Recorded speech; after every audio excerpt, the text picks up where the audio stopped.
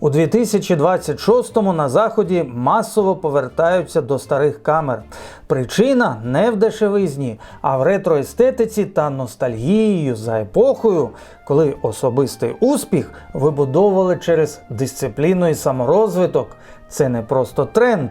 Старі камери формують спосіб мислення. З вами Сергій Меркулов. Народ, запрошую до фотошколи в Телеграм, координати під випуском.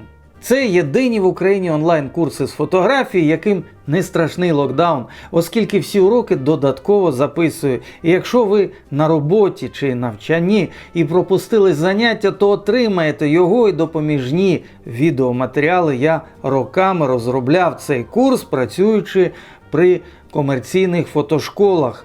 І знаю, як краще, знаю, як навчити новачка бачити майбутню картинку перед тим, як натиснути кнопку фото чи відеозапису.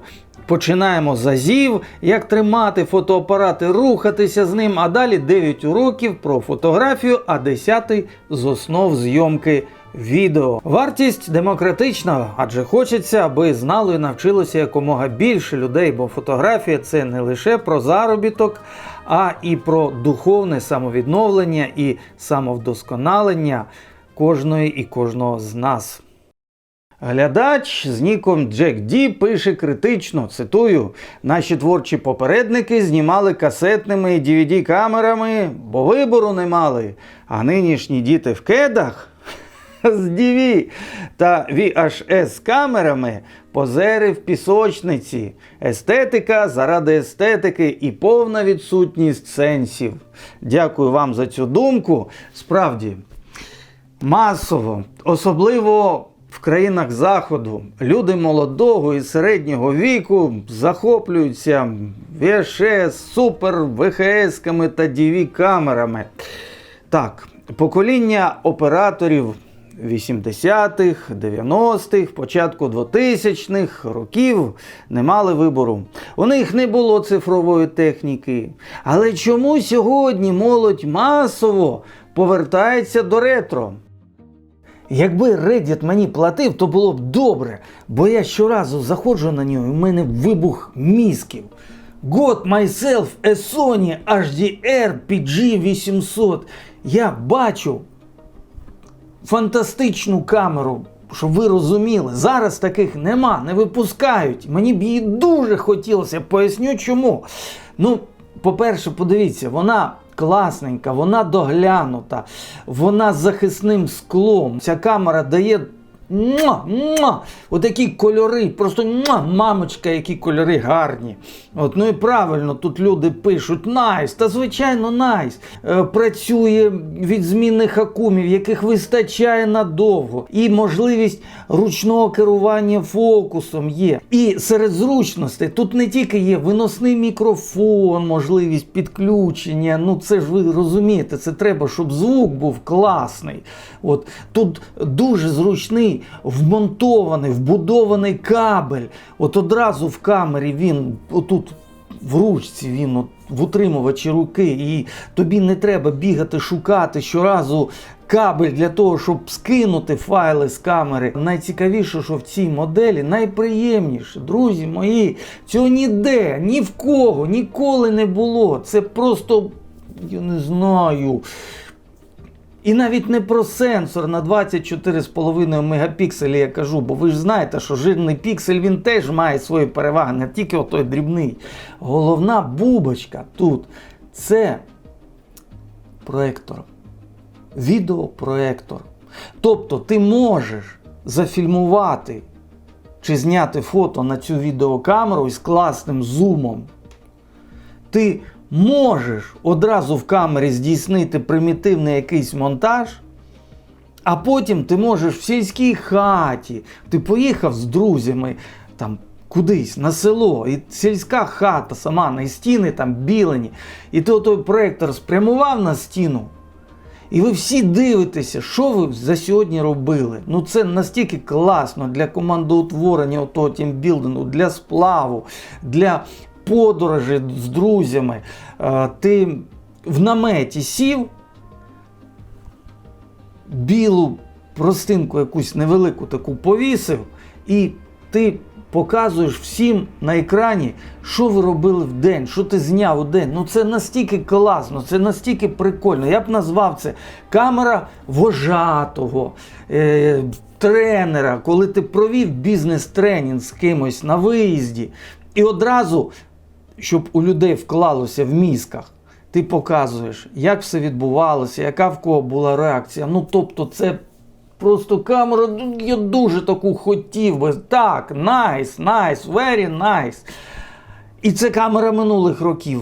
І бачимо, що це камера 2014 року. Народ, сьогодні 2026. Далі. Я бачу тут 30 лайків, 11 коментарів.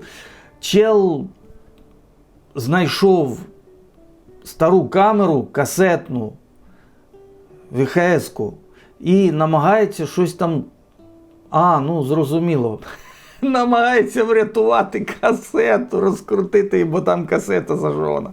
І він каже, what is happening? Наступне.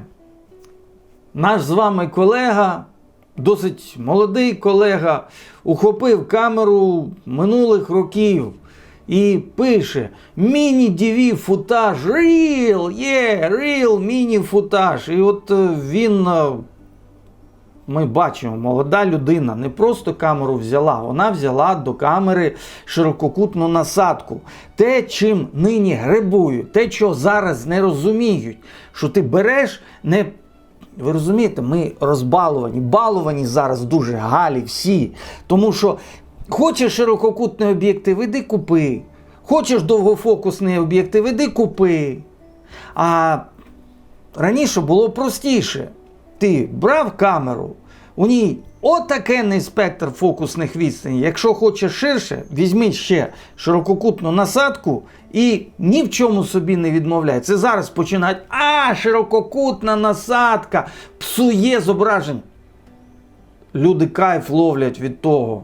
Тому що, коли маєш широкий кут, так, я бачу, тут віньєточка, насадка може не зовсім від цієї камери була, але коли ти маєш оцю насадку, ти можеш гратися з акцентами в кадрі. І це дуже прикольно. Ти можеш гратися з акцентами в кадрі. Людина взяла дуже немолоду камеру PV L857. Будь ласка, ми бачимо, що ціни на eBay на цю камеру $12, 11 центів, $99. Panasonic, VHS камера. Сьогодні кажуть, ми такі купуємо немолоді камери, оці старі касетні камери, ці раритети, тому що вони дешеві.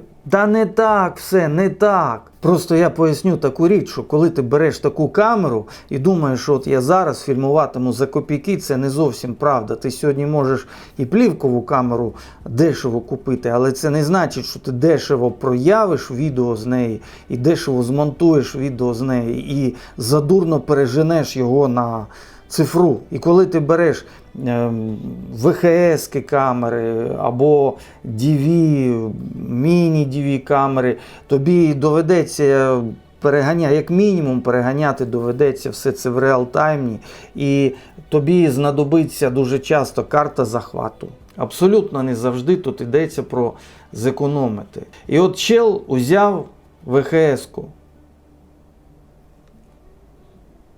Дивиться, як працює зум. Дивиться, яка там деталізація на цьому зумі. Людині по приколу. Дивиться, що із градаціями в динамічному діапазоні, як по світлу, по тінях, що там з перепадами. Кайфує від зуму, від того, що може, стоячи на місці, взяти і широким кутом, і наблизити зображення. Подобається, що він може і листячко окремо охопити, і може ціле дерево взяти. І людина теж кайфує, і її коментують, лайкають і так далі. Тобто усвідомте, будь ласка, що зараз відбувається. Бум відбувається на немолоді камери. Ну давайте розберемося, чому так відбувається. Що відбувається в світі? Звідки оце ретро? Я відкриваю Reddit.com і щоразу натикаюся на нові публікації. Моя нова стара камера, моя нова стара плівкова камера. Дозвольте поясню, як розумію цей факт. Річ не в тім, що старі камери подешевшили у порівнянні з тими роками, коли побачили світ і тому їх купують. Ні, просто вони приклад і свідки. А ті, хто бажають камеру з історією, хочуть торкнутися легенди. Мушу пояснити, якщо хто не знає, деякі речі з психології. Можливо, ви читали книги Еріка Берна «Люди, які грають в ігри» та «Ігри, в які грають люди». Психолог і психіатр Ерік Берн пояснює, що ми всі шукаємо моделі поведінки, і ті, які нам імпонують, беремо на озброєння. Запозичуємо. І якщо не знаходимо потрібних прикладів у сім'ї, то шукаємо в оточення, у тренерів, у вчителів, якщо нам щастить на таких натрапити. І навіть шукаємо приклади в кіно та книжкових героїв і героїнь. Цим пояснюється популярність кінематографа та книг. Ми піддивляємось моделі поведінки. Минуле 20-те сторіччя рясніє воістину героїчними людьми, які створили себе і досягли максимальних успіху та реалізації. Мова не про сучасних геніїв експлуатації чужої праці. Невеликий подвиг видертись на чужі спини і привласнити чиєсь чуже собі привласнити. А йдеться про тих, хто працювали і досягли успіху особисто. Отже, що фільмували та фотографували камери у минулому 20 столітті? 29 травня 1953 року перше сходження на Еверест здійснили новозеландський альпініст Едмунд Гілларі та непальський шерп Тенцинг Норгей у складі британської експедиції.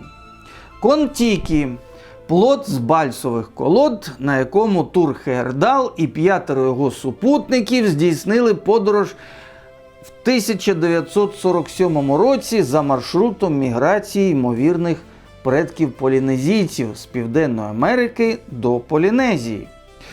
У 1969 та 1970 роках Тур Хеердал здійснив подорожі через Атлантичний океан на папірусних човнах Ра-1 і Ра-2.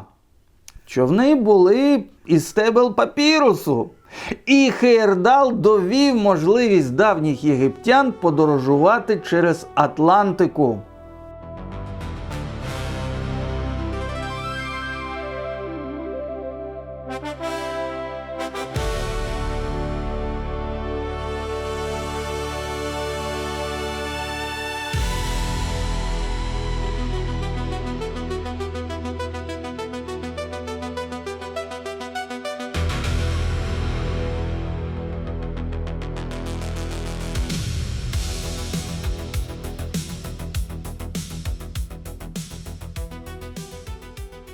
Чи всі пам'ятають, скільки людей з переляку, просто в човнах з переляку, загинули після аварії Титаніка? В 1975 році Яцек Палкевич довів, що в екстремальних умовах відкритого океану можна плисти 44 дні в рятувальному човні, харчуючись лише виловленими рибою та крилем і збираючи вологу під час дощу та висмоктуючи її з риб. Натхнений цим прикладом, Стівен Каллаген в 1982 році, коли затонула його яхта «Наполеон Соло», проплив у рятувальній гумовій шлюпці. Він там предмети пересував постійно з місця на місце, бо шлюпка погойдується і ці предмети можуть протерти гуму. І от він в цій шлюпці завдовжки в 1,80 сантиметрів 1,80 м. На меншому човні вирушаємо рибу ловити на озеро. Проплив від Канарських островів до Карибського моря. Подорож тривала 76 днів, бо, натхненний досвідом попередників, він не втратив сили духу і не здався. Все це, друзі мої, було фільмоване і фотографоване.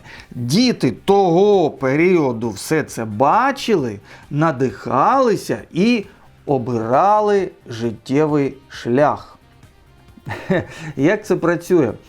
Був період, коли я вів програми для дітей та юнацтва на українському радіо. Щоденник, школяда, старшокласник, і зробив велику серію інтерв'ю. Ця серія тривала не менше 2 років. Серію інтерв'ю з українськими космонавтами всіх періодів. От всі космонавти, які мали коріння в Україні, я з усіма робив інтерв'ю, робив ці передачі, а потім через роки отримував листи від вдячних слухачів, які писали: Сергію, зростав на ваших передачах, а тепер вступив навчатися на пілота літака. Таке було. Ми всі шукаємо приклади, якими бути, ким бути, де, в якому життєвому місці опинитися через роки і роки. Так це працює. Далі, культура. У 80-ті, 90-ті, мабуть, не було хлопчика, який би не мріяв про плакат з Арнольдом Шварценеггером, Сільвестром Сталлоне, Брюсом Лі. От тільки не смійтеся, будь ласка, я знайшов футболку, яку носив у 16 років. Бачите? Брюс Лі. Це все люди, які важкою щоденною працею над собою зробилися відомими і досягли всесвітньої слави. На шляху до цієї слави цих легенд обов'язково супроводжували фото і відеокамери. Майкл Джексон, Тіна Тернер, Уітні Х'юстон, список довгий. Важкою щоденною працею над собою під супроводом фото і відеокамер, теж зрозуміло, досягли успіху. У всіх цих випадках ми з вами спостерігаємо моделі поведінки, які призводять до життєвих перемог, до визнання, до самореалізації у житті. Щось їздить, гуде на вулиці. Хто може назвати нам сьогодні рівнозначних героїв 21 століття? Ви ж професіонали, ви фільмуєте, фотографуєте, ви дивитеся TikTok, соцмережі. Ви чудово знаєте, що сьогодні можна прославити кішку чи пацюка завдяки фото-відеофіксації, якщо постійно це показувати, і ними будуть масово захоплюватися. А спробуйте назвати тих, чий шлях нам хотілося б повторити з повагою до себе, з чистими руками і душею. Тих, хто сміливо сказав би: я себе створив сам, я вибудував себе не на чужих спинах, не шляхом того, що відбирає щось у когось. Ми всі усвідомлюємо із залишками християнської, ісламської цивілізації, де в кого що збереглося раптом, про поняття, за якими можна жити у суспільстві. Щоб це суспільство було міцним, щоб в ньому люди не лаяли, щоб воно мирилося, щоб в ньому всі поважали один одного. Треба дотримуватись певних принципів. Так от, хто сьогодні може сказати, що створив себе, дотримуючись моральних принципів лише власною працею над собою? Хто? Кого молоді наслідувати? Я таких майже не знаю. Тому не дивно, що про музику 80-х, 90-х, початку 20-го сторіччя сьогодні часто кажуть «справжня». І герої тих часів теж здаються нам справжніми. Легенд минулих десятиліть кортить торкнутися, і ми беремо до рук камери, які нас ментально наближають до того періоду, як свідків. Тож, дивлячись на далеко недосконале зображення старих камер, уявляємо і відчуваємо себе там, тоді, зі справжньою опорою під ногами, з життєвими цінностями, зі справжніми, а не згенерованими штучним інтелектом, прикладами, яким ми віримо і які бажаємо наслідувати. Ось що таке камера з історією. І коли беремо немолоду камеру до рук, то можемо відчути дотичність до великого і натхненного. А натхненна людина може досягати висот. Бо коли знаєш, що такою камерою хтось колись гарно зняв фото чи відео, то розумієш, що теж зможеш так. І починаєш вчитися. Так, погляди молодого покоління часто спрямовані на атрибути минулого, технічних, як вони вважають, свідків справжнього життя, на справжні, як дехто з них кажуть, камери. Звичайно, камери з історією є і серед сучасних. Я не закликаю вас навмисне купувати морально застарілу техніку, але якщо вже маєте таку, то можна вважати, що витягли джекпот для натхнення. Кілька слів про штучний інтелект і його вплив через фотографію на суспільство. Надзвичайний випадок стався у Південній Кореї. Там чоловіку загрожує тюремне ув'язнення. В місті Теджон 40-річний чоловік створив фотореалістичне зображення вовка, що нібито блукає вулицями міста, і оприлюднив його в інтернеті. Зображення швидко поширилося і було сприйняте як справжнє. Але напередодні з місцевого зоопарку справді зник вовк на ім'я Нюкху. Через це влада сприйняла фото як підтвердження того, що тварина блукає містом. Розгорнули масштабну пошукову операцію за участю поліції і рятувальників з міркувань безпеки.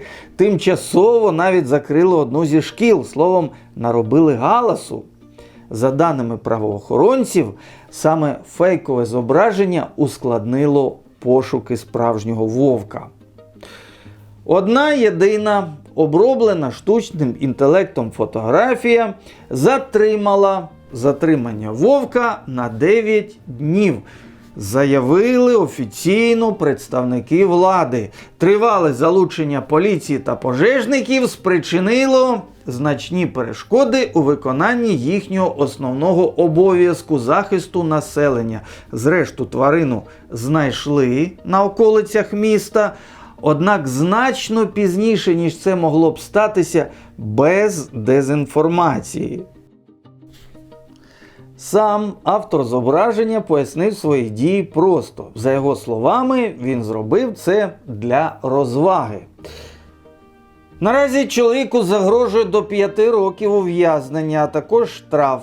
Цей випадок зробився ще одним прикладом того, як реалістичний контент, створений за допомогою штучного інтелекту, може мати реальні негативні наслідки. Справжня фотографія forever! Я щиро дякую спонсорам нашого каналу. Друзі, завдяки вам є забезпечення електрикою, і я зараз піду монтувати випуск. Ваша допомога неоціненна. Нагадаю, що спонсорство на каналі – це від чашечки кави на місяць. Мені дуже приємно. А з вами був Сергій Меркулов. В наступному випуску про камеру Samsung NX500 і чи можна з камерою 2011 року вести сучасний YouTube канал українською і наскільки успішно.